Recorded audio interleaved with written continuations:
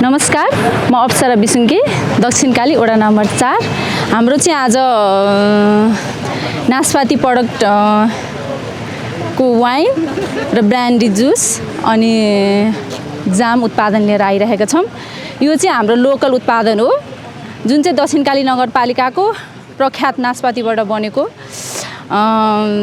Wine र brandy अनि जाम हो। यो चाहिँ हाम्रो दक्षिणकाली नगरपालिका भरिको नम्बर 1 प्रख्यात नास्पातीबाट बनेको।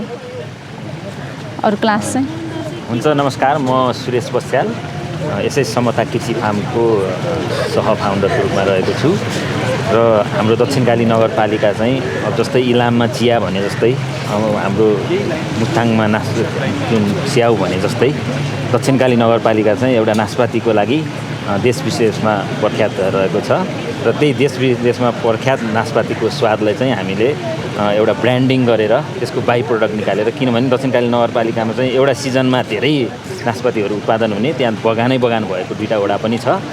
तर के छ भन्दाखेरि बजार त्यो बेला बजार, त्यो सिजनको बेला बजार नपाउने, बजार पाए पनि एउटा सस्तो मूल्य मात्र प्राप्त गर्ने कारणले गर्दाखेरि त्यसलाई चाहिँ बाई प्रोडक्टमै लैजानुपर्छ भन्ने अवधारणा अन्तर्गत हामीले नास्पातीबाट के बन्न सक्छ भन्ने कुरामा अलिकति अध्ययन गरेर नास्पातीको वाइन, त्यसै गरी ब्रान्डी, त्यसै गरी जाम लगायतका उत्पादन गर्न खोजिरहेका छौँ। र यो एनबिएस क्लास जुन हामीले लिइरहेका छौँ, इन्क्युबेसन क्लास, त्यसमा चाहिँ हामीले यसलाई ब्रान्डिङ कसरी गर्ने, प्रोडक्ट डेभलपमेन्ट कसरी गर्ने, यसका अनुपातहरू कसरी गर्ने, फर्मुलेसन कसरी गर्ने, प्रशासनिक कुराहरू, एडमिनिस्ट्रेटिभ दर्ताका कुराहरू, लाइसेन्सका कुराहरू, त्यो कसरी लिने भन्ने कुराहरू छर्लङ्गसँग बुझ्ने गरेर हामीले सिक्ने मौका पायौँ र त्यसलाई अगाडि बढाउनको लागि हामीलाई मेन्टर पनि प्रोभाइड गर्नुभएको छ।